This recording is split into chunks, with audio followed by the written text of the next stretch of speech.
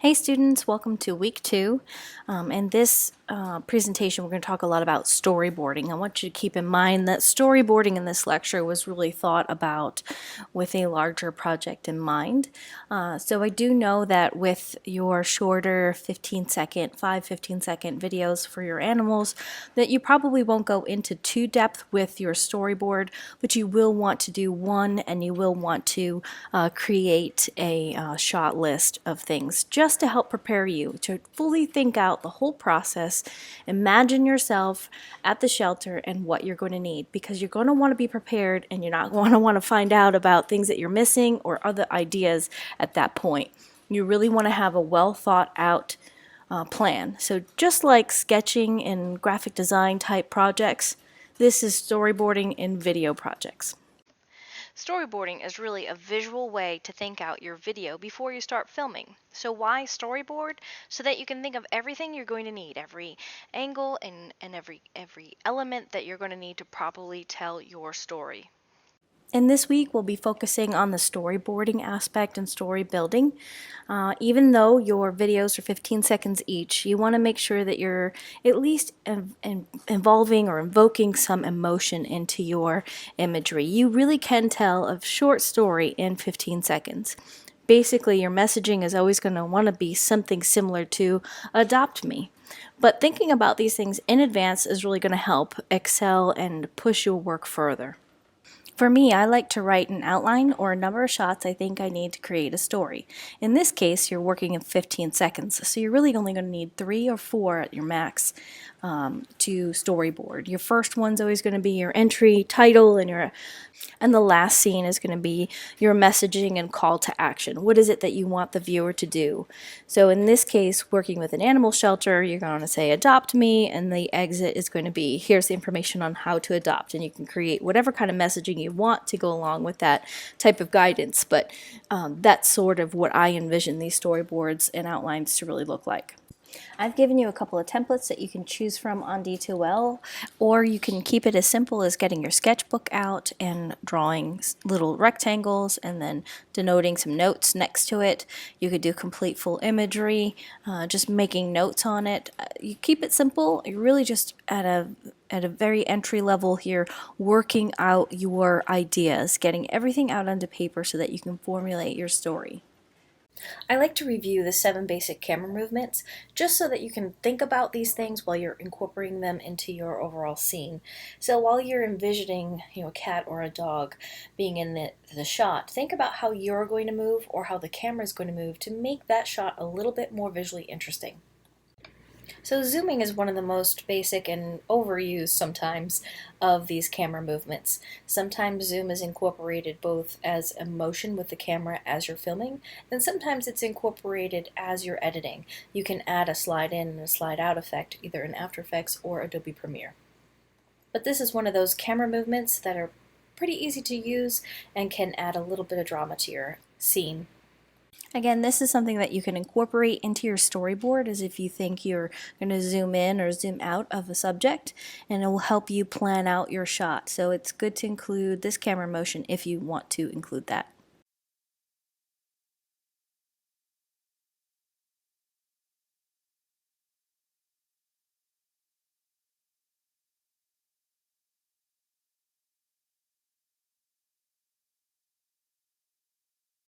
The second is panning, and I think this one is also very self-explanatory. It's when you're holding your camera and you go either horizontally to the right or back to the left. You're going to see an example of panning with the little video that's included in this video.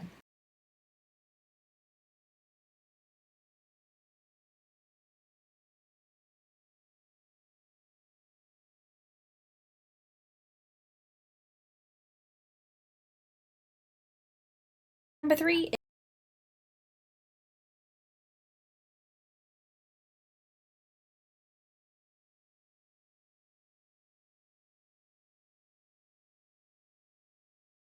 The fourth is called dollying, and this is when you move the entire camera forwards and backwards, typically on some sort of track if you have a professional type of system. If you have a gimbal, you're moving in and out very slowly with the help of a gimbal keeping you steady. If you are shooting with a cell phone, there is a mode on there called slow motion you can record in, and that will help give you this sort of, if you take it very steadily and go forward and backwards, that'll help give you a very cinematic dolly type effect. I've tried it on several iPhones and it works wonderfully. I'm sure it works just as good on an Android too, so look for that mode. That is something that you can really achieve, this dolly motion. And it creates this really elevated cinematic effect. So don't be afraid to ask questions about that and incorporate a dolly motion into your video. Trucking is almost the same thing as dollying, only you are moving the camera from left to right instead of in and out. Again, it's best to do this using a fluid motion track to eliminate any kind of jerking or friction. This is another camera movement, but you can do this one really well with a DSLR or a cell phone. I think that if you can keep really, really still, while you're moving the camera side to side, you can create that same effect, and also use a warp stabilizing to really smooth it out once you're in After Effects. And we can go over some of those tips and tricks with the actually filmed footage. But while you're thinking about your storyboard and how you might want to add some visual interest, the truck is a little bit easier, I think, to make smoother than dolly, because you're not really lifting up your legs up and down while you're going forward and back like you are in dolly. Truck, you're going side to side, which I think can be a little bit smoother when you're doing this with your body. Again, don't be afraid to use your cell phone to do some of these more fancy effects in the slow motion thing. I have a video coming up in a little bit about shooting techniques that I think will really help hone in your craft using the phone, since phones have come such a long way. And it can be a great tool to use while you're creating videos.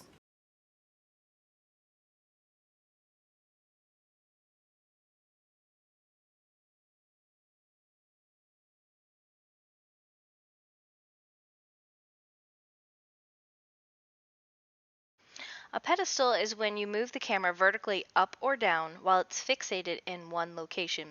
This term came from the use of with studio cameras, when the operators would have the camera adhered to a pedestal on set, and it would be used to compensate for the height of the subject. So a pedestal move is easy to do when the camera is fixated to an adjustable tripod, and you can make this go up or down pretty easily if you have a tripod that has an adjustable head. So this is another thing to keep in mind, or a technique you might want to try, and you can incorporate in your storyboard and see if that works for you in telling your story.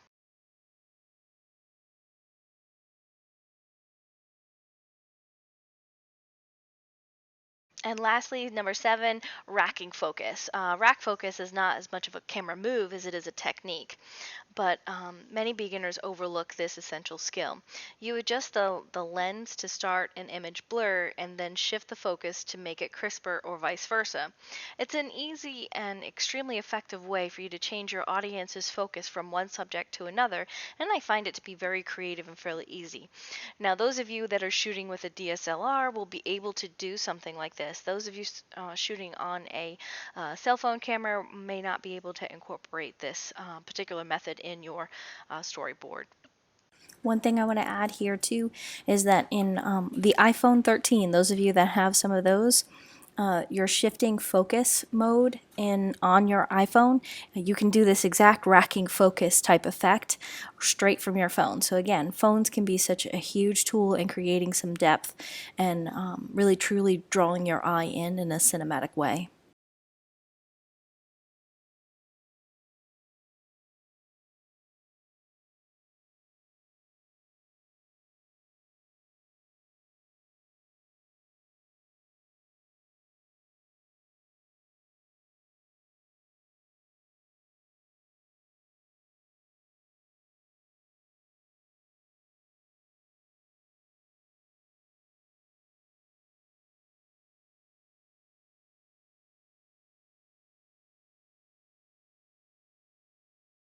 I wanted to include this video that I had found that is really very well thought out and explains the storyboarding process and the vision that you have. They're going to go through and show you how, in like a movie scene, how you can go from one aspect to another scene and how that translates into a storyboard and why we storyboard. I really feel like it helps bring this process full circle. We obviously are not doing anything on this big of a budget, but I wanted you to have the background for when we get to the tourism commercial, Project 3. You'll want to be thinking back to this type of storyboard. Hi guys, in this video I want to talk about how to do the best storyboards you can. Now I want to start off by dispelling two myths. One, you need to be a great artist to be a great storyboarder. I don't believe this at all. And two, there's a right and a wrong way to storyboard. You storyboard however you need to. In this video I'm going to show you two different ways of storyboarding, but in both examples they would absolutely get an A grade. So for those of you who are here for the quick answer and want to know what the golden rule is for a great storyboard, it's simple. A good storyboard is one that you can watch. One that you can absolutely experience beyond just what the camera angle is and what happens. What can you hear? What's the lighting like? It needs to have all of the details that you would need in a full film. It's like Martin Scorsese said in this quote, "The storyboard for me is the way to visualize the entire movie in advance." Now have a think what he means by that. Before the expense of getting all of your crew and your equipment on set, which can be so expensive, it's a way of seeing every single shot with the music, with the lighting, and seeing what works and what doesn't work. Peter Jackson did this absolutely loads during The Lord of the Rings, and even went to the extent of hiring voice actors so that he could watch the entire film in storyboard before he even pressed the record button. Across the waters of the Nimrod Dell, curse their foul feet! So, bearing in mind, you're all going to have very different levels of artistic ability. What I'm going to do is I'm going to draw this twice. I'm going to draw it once for people who have slightly more of a visual way of working, and for people who genuinely believe they have no artistic ability, I'm going to do another version where we're going to be relying more on text. Now these are two storyboards that I've made. There are tons of templates online, but I like these ones because it allows you to adapt it most of all to your style. So here we're going to be putting most of the information in the frame. Here we're going to be making loads and loads of notes down the side. Now we need to have something to storyboard, so what I want to do is do this back to front. Let's watch this clip from Jurassic Park and just have a think beyond just the camera and what happens. What are the different elements that we're going to have to translate from moving image into a two-dimensional print format? Jimmy, what is it? It's a velociraptor. It's inside. So let's take a look at how we would do this visually. So in this one, I'm going to try and draw with as much artistic ability as I can, which isn't actually that much. I'm going to draw the whole scene, including the movement of the camera. Okay, so everything that we see when the frame starts and everything that we see when it finishes. So down here, there was the little girl, there was the little boy. We've got a couple of raptors here. Okay, so here I've tried to draw the entire scene. We need to include things like lighting in this. So when you consider how are we going to show the fact that there's like an awful lot of shadows on the wall and very, very low-key lighting, if you've got the artistic confidence, you can kind of literally just show where shadows will be. So they're casting quite heavy shadows themselves. The background is very, very shadowy. We almost got irising kind of going around. I'm not even worrying too much about where the frames are, but I'm showing that. Again, I want to make sure that's absolutely clear as to what the lighting's like, so don't be afraid to write on the frame itself. So we've got low-key lighting that focuses on the characters. If there's anything on here that it's not entirely sure what it is, like this kind of counter, it's not entirely obvious. I've done it very, very sketchy just to show that you really don't need that artistic ability. Don't be afraid to label things. We've got girl, boy, raptors, counter. In other words, make it absolutely clear to the person looking at your storyboard, assuming it's not you, what it is they're looking at. It might make perfect sense to you, but it's got to make sense in the context of this video to the person marking your work. Okay, so the next thing that we said we were going to talk about was the way that the camera works. Now, I've drawn this from the perspective that I want the camera to be in, but don't forget there was that camera movement. It did that kind of dolly type crane thing that moved down as well. So what you can also do is literally draw on the frame, in this case, how the camera moves. So here, the first frame started around about here, and it ended with that kind of mid close-up of the boy and the girl. And what I'm going to do now is just show how that movement goes. So you can see, this one is all about the visuals. We've now got our starting frame and how it actually pans down to our finishing frame. Obviously, I've done this very sketchy, I've done it very scribbly. I'm not trying to be at all impressive, I don't think it is. But it shows you one way that you can do things visually, if you prefer to really picture things. So let's stop where we are now and start thinking about how we would do this even more simply if you do not enjoy drawing, or if you want to just stick to stickmen, because I insist that you can do this. Let's do these exact same camera movement now over here. So I'm going to start off with the first shot, but this time I'm going to have it separate. So we've got something that resembles a raptor. Honestly, I don't think anyone would call that a good drawing. It's not entirely clear as to what it is, so we should write down exactly what that means. We can say here, raptors appear at the kitchen door. I think in this case it's fairly obvious as to what we're looking at. We could clarify that underneath if we wanted, but here we're actually making things far more descriptive. Kitchen is very low-key lighting. Raptors scream as they enter. So much of what the pictures are doing for us here, if you can't draw any dinosaurs any better than this, then you've got to rely more on this actual text work. Now what I've done with this one is actually include the action, because again, you might have an idea for your storyboard as to what's happening, but it might not be entirely obvious to the person viewing it. So again, in both of them, I would actually say, give a very, very brief description as to what happens in this scene. So here, I'm also going to put down raptors enter. Boy and girl look scared. Okay, now going back to this shot, we have a continuation where it actually ends up on the second frame. Again, I just want to prove that you do not need to be the artist. We've got the girl and the boy looking scared. I'm going to label them. In fact, if you've got color, you could use these to make associations as well. So this character is always going to have an orange top or a yellow top, and this character is always going to have an orange top. And so that's a way of distinguishing between shots. Now here I still need to show the camera movement where I've shown it in one frame on this version. Here, these actually belong to the same shot, but they could very easily look like a separate edit. So here I can put down shot 1A, and here is shot 1B, showing it's a continuation of this. Presuming I go to a different shot here, this would then become shot 2. So how do we tell the viewer how the camera moves from shot 1A to shot 1B? We can just write it down again. So we can say camera pans across to shot 1B. So what I've done here is the exact same thing, but again, I think where this is more visual, it involves perhaps slightly more artistic ability. I insist, you can just draw something that resembles what you want, but as long as it has the correct composition, as long as it shows how the camera moves, you're still achieving the same effect. Okay, so what other information are we going to need to include to ensure that we can absolutely see this just as clearly as if we were watching the clip? Sound is a big factor.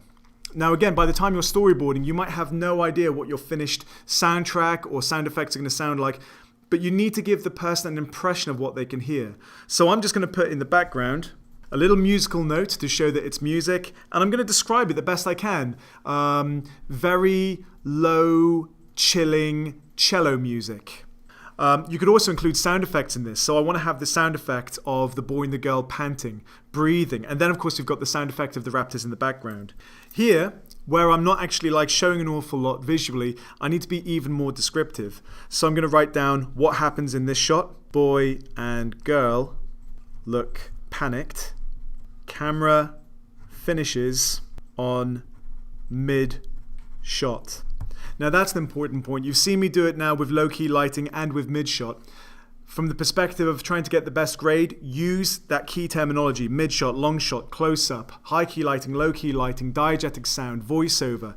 The more of this kind of terminology you can show in your work, the higher your chances are of nailing a storyboard. So we've covered the fact that you need to include mise-en-scene, whether it's drawn or described. We've looked at how you need to show what the camera does in terms of its composition and its movement, be it in one frame or two separate frames. We also need to show how you would deal with editing, whether one clip does a straight cut like it does in 99% of cases, or whether you want to have a dip to white or a dip to black or a crossfade. How do you do this? Again, it's up to you, but the way I've always done it traditionally is to use the symbols that you get in old school Final Cut Pro. So for a straight cut, I'll always put this at the side, almost showing a clip ending and a clip starting. If I was to show a crossfade between two clips, I'd be tempted to draw a cross showing the transition between the two. So I know between shot 1B and shot 2, we have a crossfade. Or of course there's the other option. You can just write it. So on the side of shot 2, we can just write crossfade to shot 2. Just like I said at the start of this video, the important thing is that you show the information. It doesn't really matter how you do it as long as it's clear to you and the person who's marking your work. So what about other specific things that you might need to include, such as depth of field, focus? Well, let's just have a think about how we could show that. Let's look at this shot. Let's assume that we wanted to have a focus pull from the background to the foreground. How could we show that? Well, first off, we could describe it. So we could actually say focus pull from background to foreground. That would work absolutely fine. If you wanted to, you could show them as two separate shots. So in the first one, you could just draw a grey crosshatch over these guys. And in the second shot, change it so that the crosshatch was in the background and actually label that with where the focus is. Focus in the background or focus in the foreground. Either way, you're making that absolutely clear. I've shown with shadows how we could show an absence of light, but what if you had specific lighting from a natural source or something like this? Well, you might want to show that actually on the frame. So here I'd want the guys to be lit from above. I can just draw what looks something like a lamp and show where the lighting's coming from. I could then write next to it spotlight from above. You could describe it, or like I did in the one before, just show light with shade. Now I'm hoping you're looking at these two examples and not thinking they are anything impressive. I've tried my hardest to show a lack of artistic ability. But the one thing that I would say that we have in each of these examples is a very, very clear picture of your intentions as a director. The whole point of the storyboard is to consider what you will or won't need on the actual day of shooting before you start spending money. So let's just have a quick recap of what you need for an awesome storyboard. 1, show what you can in terms of the mise-en-scene. If you're able to draw it, then do. That's fantastic. If you can't, just draw the most essential placement of things with a description on the side. The camera work, so this includes special instructions such as the focus, the composition, the way the camera moves. Show that however you need to, whether it's literally drawing the starting and finishing point of the frame. You could do the same thing for a zoom in, so you could show it as zoomed out and then zoomed in. Or again, just describe what the camera does and have it split over several different frames. Editing, make it absolutely clear how you get from shot 1 to 2 to 3 to 4 to 5. And even though you're probably going to get sick of writing cut 2, cut 2, cut 2, which it is in most cases, you need to make that clear to the audience. The other thing I didn't mention in terms of editing is shot duration. How long does it take to get from here to here? 5 seconds, 6 seconds, and so on. And finally, sound. Make sure that as we're watching it, we know that there's a certain sound effect or a piece of music that happens as the character turns around. That makes everything feel so much more watchable, for want of a better word. But what I've done with both of these videos, guys, is I've tried to show you don't need to be an artist. And there isn't a single way of doing things. Do what makes sense to you. Do what communicates your ideas the best. As always, thank you very much for watching. If you're looking for something else to watch, I'd highly recommend moving on to my tips for making a music video, if that's what you're storyboarding. Or if you're just getting into media studies, you can watch my A to Z guide right here. I wanted to include this video here. I like this particular vlogger, and I thought he offered some great insights into how to create storyboards, and he goes through his steps, and it just is really helpful, I think, for you to see how he creates his storyboards. As always, I'm here for you. If you have any questions about this, please feel free to ask me in CGC 250 or ARV 264 when we're in class together. I have no problem spending a couple of minutes talking about any of the projects, storyboarding, or any questions you have. Otherwise, I'm available on Mondays from 10 a.m. to 2:30 p.m. and Wednesdays from 2 to 5:30 p.m. You can email me or text me at the numbers above. And with that, I hope you have a great week.